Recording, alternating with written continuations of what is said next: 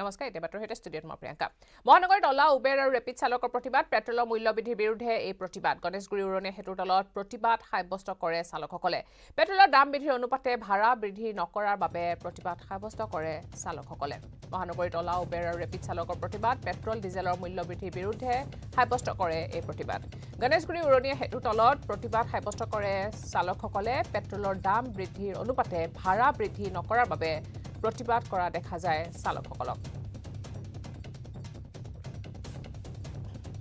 আপোনাৰ প্ৰথম ষ্টেপটো হ'ল কি 103 টকা লিটাৰ হৈ গ'ল পেট্ৰলৰ কিন্তু ভাড়া হৈছে আপোনাৰ 18 টকা 25 টকা ভাড়া কিন্তু তেনেকেতো আমাৰ নুপুচায় কি কাৰণ ভাড়া যদি আপোনাৰ 25 টকা বা 26 টকা উঠে তাৰ আপোনাৰ 7 টকা কাটিব কাটাৰ পিছত তাৰপিছত আপোনাৰ মিনিমাম ভাড়া আপোনাৰ 17 रुपीस আমাৰ লগত থাকে সেনেকৈ আমাৰ 17 रुपीस দি কি তেল ভৰাম কি খাম কি নিজে দিনটো লগন ভগনে থাকোঁ একো নোখোৱাকৈ তেনেকৈ ভাড়া মাৰি থাকোঁ আমি 100 টকাৰ ভাড়া মাৰিলে তেওঁলোকে 30 টকা কাটি নিয়ে প্লাছ আমাৰ তেলৰ খৰচ আছে আপোনাৰ ধৰি লোৱা হওক 30 টকা 40 টকা আমাৰ তেলৰ খৰচ আছে লাষ্টত যায় তেওঁলোকক দিয়া আৰু আমি তেলৰ খৰচ গৈ কিনে আপোনাৰ 100 টকা পৰিয়ে যায় লাষ্টত আমি দিনটো কষ্ট কৰি কিনে 100 টকা যদি আমি 50 টকা নেপাওঁ তেতিয়াহ'লে তেনেকৈ আমি ইমান কষ্ট কৰি কি লাভ আছে মেইন আপোনাৰ কাৰণটো হ'ল আপোনাৰ তেলৰ দামটো 104 টকা হৈ গৈছে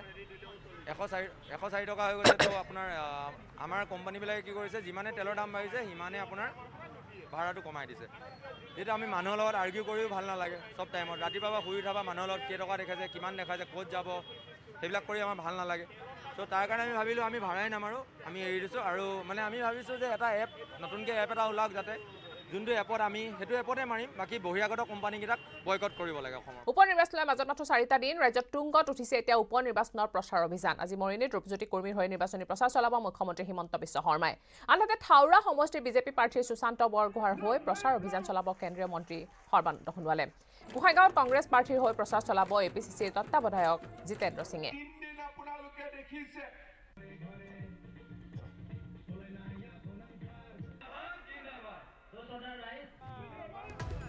উপ নিৰ্বাচনলৈ মাজত মাত্ৰ 4টা দিন বাকী আছে ৰাজ্যত এতিয়া তুংগত উঠিছে উপ নিৰ্বাচনৰ প্ৰচাৰ অভিযান আজি মৰিয়নীত ৰূপজ্যোতি কৰ্মীৰ হৈ নিৰ্বাচনী প্ৰচাৰ চলাব মুখ্যমন্ত্ৰী হিমন্ত বিশ্ব শৰ্মাই আনহাতে থাউৰা সমষ্টিৰ বিজেপি প্ৰাৰ্থী সুশান্ত বৰগোহাঁইৰ হৈ প্ৰচাৰ অভিযান চলাব কেন্দ্ৰীয় মন্ত্ৰী সৰ্বানন্দ সোণোৱালে গোহাইগাঁৱত কংগ্ৰেছ প্ৰাৰ্থীৰ হৈ প্ৰচাৰ চলাব এপিচিচিৰ তত্ত্বাৱধায়ক জিতেন্দ্ৰ সিঙে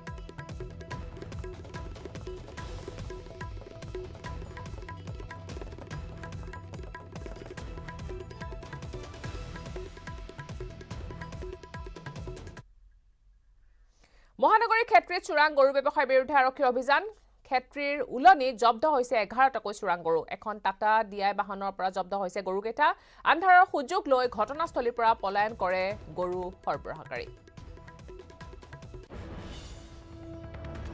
মহানগৰীৰ ক্ষেত্ৰীৰ চোৰাং গৰু ব্যৱসায়ৰ বিৰুদ্ধে আৰক্ষীৰ অভিযান তীব্ৰ কৰি তুলিছে ক্ষেত্ৰীৰ উলনিত জব্দ কৰিছে 11টাকৈ চোৰাং গৰু এখন টাটা ডিআই বাহনৰ পৰা জব্দ হৈছে গৰুকেইটা আৰু আন্ধাৰৰ সুযোগ লৈ ঘটনাস্থলীৰ পৰা পলায়ন কৰে গৰু সৰবৰাহকাৰীকেইটা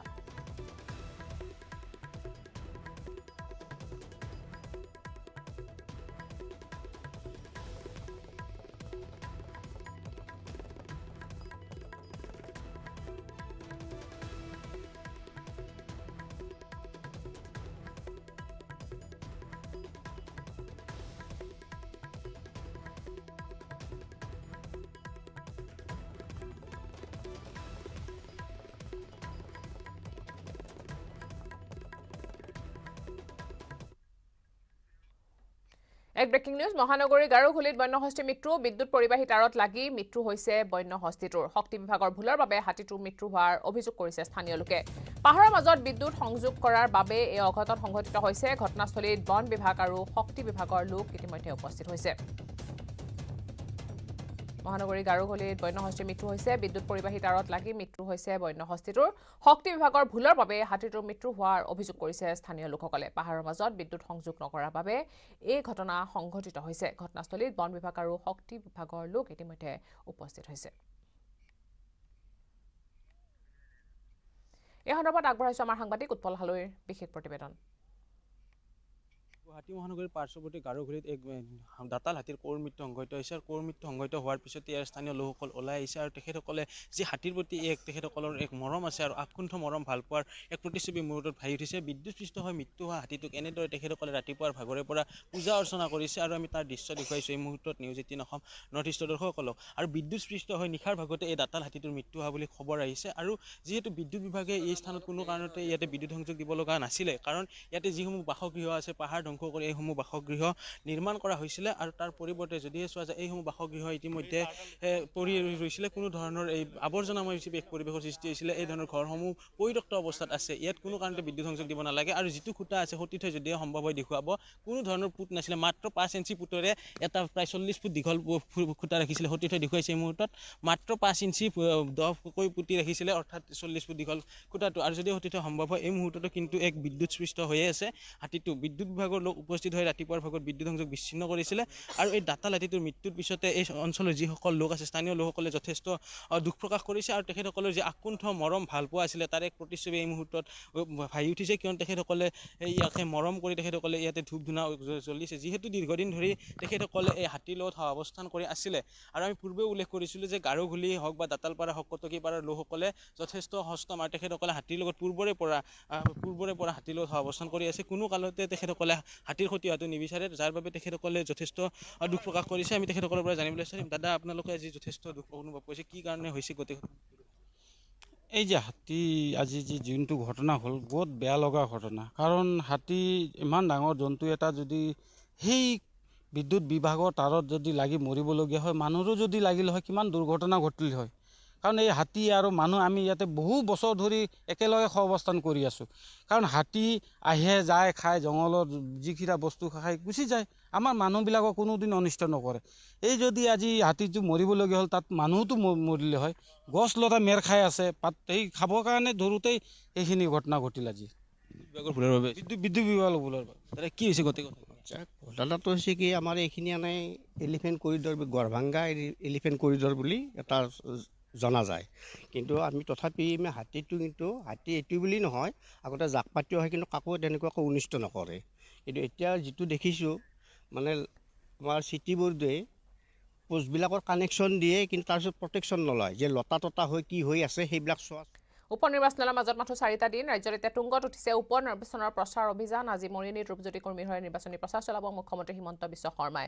আনহাতে থাওৰা সমষ্টিত বিজেপি প্ৰাৰ্থী সুশান্ত বৰগোহাঁইৰ হৈ প্ৰচাৰ অভিযান চলাব কেন্দ্ৰীয় মন্ত্ৰী সৰ্বানন্দ সোণোৱালে। গোসাইগাঁৱত কংগ্ৰেছ প্ৰাৰ্থীৰ হৈ প্ৰচাৰ চলাব APCC তত্ত্বাৱধায়ক জিতেন্দ্ৰ সিঙে। আমি বিভিন্ন ঠাইৰ পৰিৱেশ আপোনালোকক দেখুৱাই আছোঁ। উপ নিৰ্বাচনৰ প্ৰাকখনত কেনেকুৱা প্ৰতিচ্ছবি আপোনালোকে দেখিবলৈ পাইছে আমি বিভিন্ন ঠাইৰ পৰা সাংবাদিকসকলে দেখুৱাই আছে। আমি এবাৰ যাব বিচাৰিছোঁ জ্যোতিপ্ৰসাদৰ ওচৰলৈ। জ্যোতিপ্ৰসাদ, আপোনাৰ ওচৰলৈ আহিছোঁ আৰু এতিয়া তুংগত উঠিছে নিৰ্বাচনী প্ৰচাৰ, কি প্ৰতিচ্ছবি দেখিবলৈ পোৱা গৈছে?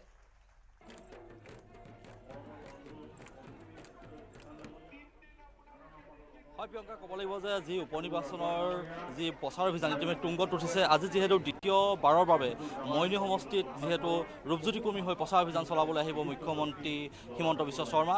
যিহেতু হিমন্ত বিশ্ব শৰ্মা কিছু সময়ৰ পাছতে যিহেতু তেওঁ আহি পিনি এই যি কাষৰ যিখন ফিল্ড আছে এই ফিল্ডখনতে তেওঁৰ যি হেলিকপ্টাৰ অৱতৰণ কৰিব। ইতিমধ্যে প্ৰস্তুতি প্ৰায় সম্পূৰ্ণ হৈ উঠিছে। চৰকাৰী যি অনুযায়ী বিভিন্ন গম পাইছোঁ যে কিছু সময়ৰ পিছতে ইয়াত অৱতৰণ কৰিব তেওঁ হেলিকপ্টাৰ, আৰু ইয়াৰ পাছতে এই যি সমীপৰ যি প্ৰেক্ষাগৃহ আছে বৰ্ণগীয়া খেলপথাৰ, যি ৰাজহুৱা পুথিভঁৰালৰ খেলপথাৰৰ লগত সংলগ্ন যি এই ৰাজহুৱা প্ৰেক্ষাগৃহ আছে এই প্ৰেক্ষাগৃহতে কিছু সময়ৰ পাছত তেওঁ ৰাইজক সম্বোধন কৰিব, নিৰ্বাচন প্ৰচাৰ চলাব।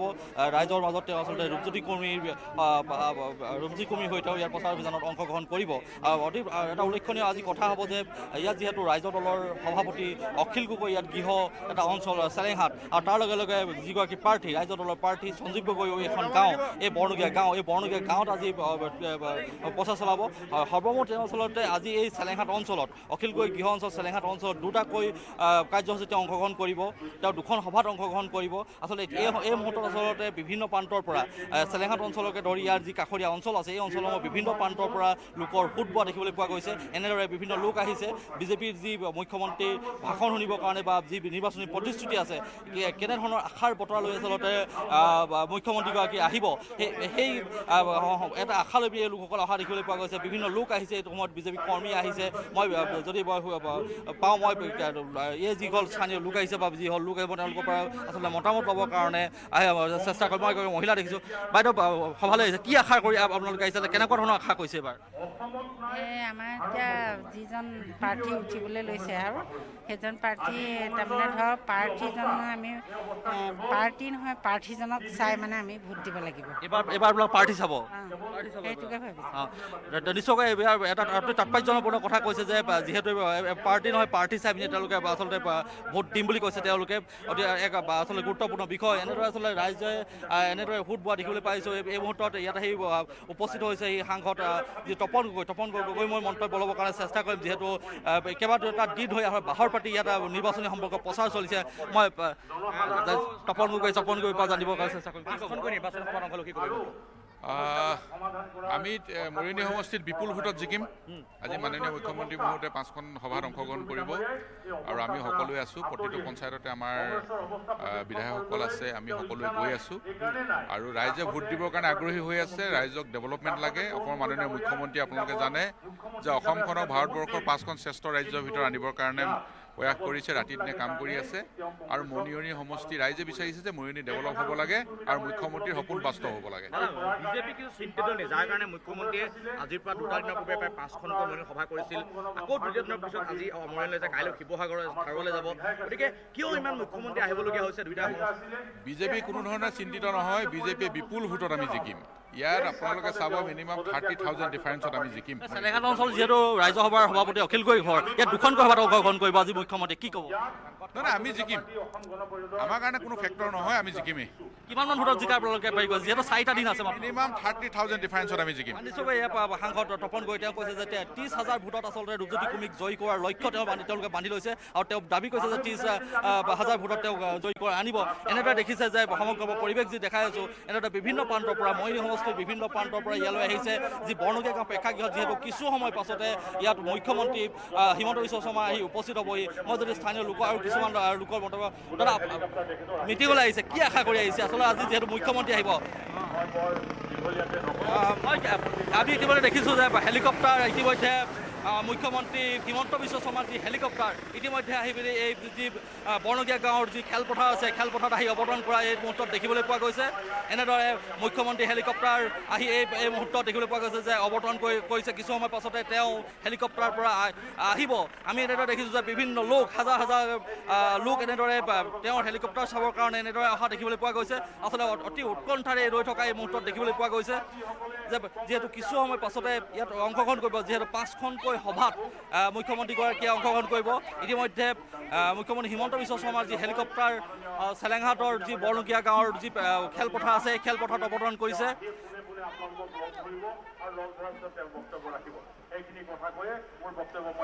মুখ্যমন্ত্ৰীগৰাকীক আদৰিবৰ বাবে এনেদৰে এতিয়া বিভিন্ন সাংস্কৃতিক যি অনুষ্ঠান আছে বা সাংস্কৃতিক যিসকল দল আছে, ঝুমুৰ আছে, বিহুকে ধৰি বিভিন্ন লোকে এনেদৰে আচলতে আদৰিবৰ বাবে এতিয়া সাজু হৈ উঠিছে। আমি ৰাজ্যসভাৰ সাংসদ কামাখ্যা প্ৰসাদ ডাঙৰীয়াক তেখেতৰ বক্তব্যৰ বাবে ধন্যবাদ জ্ঞাপন কৰিছোঁ। আমাৰ মাজত আহি ইতিমধ্যে উপস্থিত হৈছেহি অসম চৰকাৰৰ মাননীয় মন্ত্ৰী তথা যোৰহাট জিলাৰ অভিভাৱক মন্ত্ৰী মুখ্যমন্ত্ৰীক আদৰিবৰ বাবে যোৰহাট জিলাৰ যি বিজেপি সভাপতি কামাখ্যা মোহন দাসকে ধৰি তেওঁ বিজেপিৰ কিছু নেতৃত্ব দেখিবলৈ পাইছোঁ। তেওঁলোকে আদৰি আনিবৰ বাবে মুখ্যমন্ত্ৰীগৰাকীক আদৰি আনিবৰ বাবে এনেদৰে আগবাঢ়ি যোৱা পৰিলক্ষিত হৈছে। যোৰহাট লোকসভা সমষ্টিৰ সন্মানীয় সাংসদ শ্ৰীযুত তপন কুমাৰ গগৈ ডাঙৰীয়াক এখনি ফুলাম গামোচাৰ আদৰণি জনাবৰ বাবে মই দীপজ্যোতি গগৈ বাইদেউক অনুৰোধ জনাইছোঁ।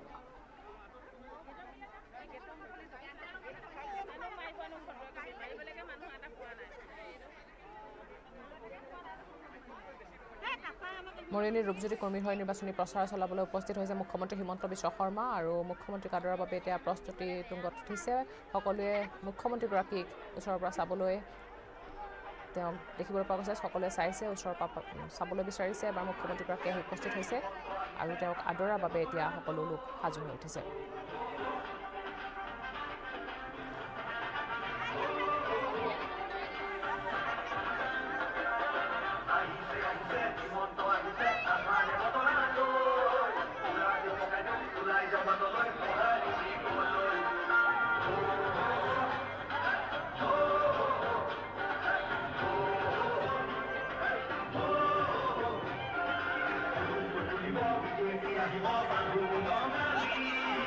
মুখ্যমন্ত্ৰীক ইতিমধ্যে আদৰি আনিছে এনেদৰে বিজেপি যি কৰ্মকৰ্তাসকল আছে কৰ্মকৰ্তাসকলে ইতিমধ্যে আদৰি আনিছে মুখ্যমন্ত্ৰী সভালৈ আগবাঢ়ি অহা থকা দেখিবলৈ পোৱা গৈছে যিহেতু তেওঁ 5খনকৈ সভাত অংশগ্ৰহণ কৰিব আৰু প্ৰথমখন সভা যি চেলেংহাট যি বৰনগীয়া গাঁৱৰ ৰাজহুৱা প্ৰেক্ষাগৃহত অনুষ্ঠিত হ'ব আৰু এনেদৰে তেওঁ আগবাঢ়ি আহিছে লগত আছে যি বিজেপি প্ৰাৰ্থীৰ ৰূপজ্যোতি কুৰ্মীকে ধৰি বিজেপি যিসকল কৰ্মকৰ্তা সেই কৰ্মকৰ্তাসকলে তেওঁক আদৰি আনিছে সভালৈ প্ৰথমখন সভা যিহেতু মুখ্যমন্ত্ৰী হিমন্ত বিশ্ব শৰ্মাৰ প্ৰথমখন সভা এনেদৰে আজি ইয়াৰ পৰা আৰম্ভ হ'ব চেলেংহাটৰ বৰনগীয়া গাঁও প্ৰেক্ষাগৃহৰ পৰা আৰম্ভ হ'ব আৰু এনেদৰে তেওঁক আদৰি অনা পৰিলক্ষিত হৈছে আচলতে সহস্ৰাধিক লোক এইটো মুহূৰ্তত আচলতে মুখ্যমন্ত্ৰীগৰাকীক চাবৰ কাৰণে বা মুখ্যমন্ত্ৰীগৰাকীৰ যি ভাষণ শুনিবৰ কাৰণে এনেদৰে অহা পৰিলক্ষিত হৈছে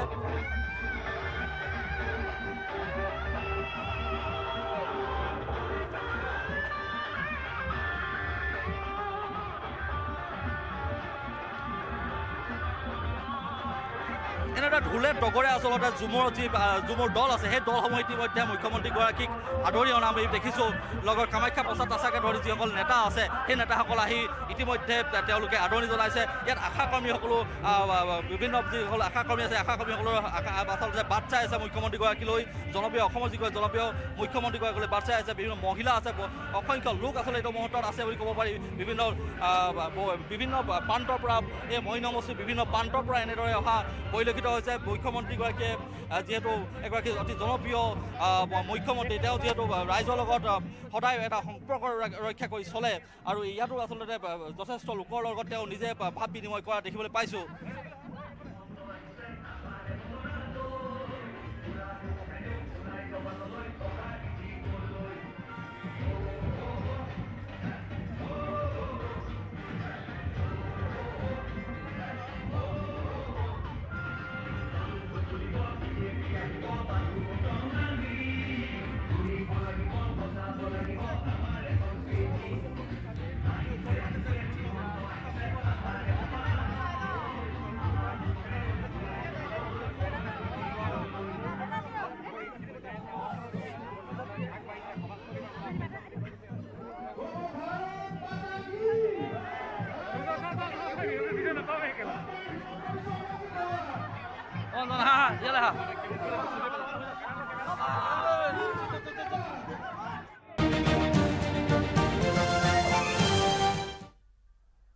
ধ্ৰুৱ ডেকা নামৰ এজন 20 বছৰীয়া যুৱকক এক জটিল ৰোগত আক্ৰান্ত হোৱা দেখা পোৱা গৈছে ওদালগুৰি জিলাৰ 1 নম্বৰ মাকেলি বান্দাৰ এই যুৱকজনৰ দুইটা বিক্ষয় এতিয়া বিকল হোৱাৰ ফলত এতিয়া চিকিৎসাৰ অভাৱত নিজৰ ঘৰৰ বিচনাতে ছটপটাই থকা দেখিবলৈ পোৱা গৈছে অতি দৰিদ্ৰ পৰিয়ালৰ একমাত্ৰ সন্তান ধ্ৰুৱৰ এই বেমাৰৰ পিছত এতিয়া মাক দেউতাকে দিক বিদিক হেৰুৱাই পেলাইছে আৰু কি কৰিব কি নকৰিব গতিকে এই সময়ত লাখ লাখ টকাৰ প্ৰয়োজন হৈছে এই সময়ত আপোনালোকৰ সহায় বিচাৰিছে পৰিয়ালটোৱে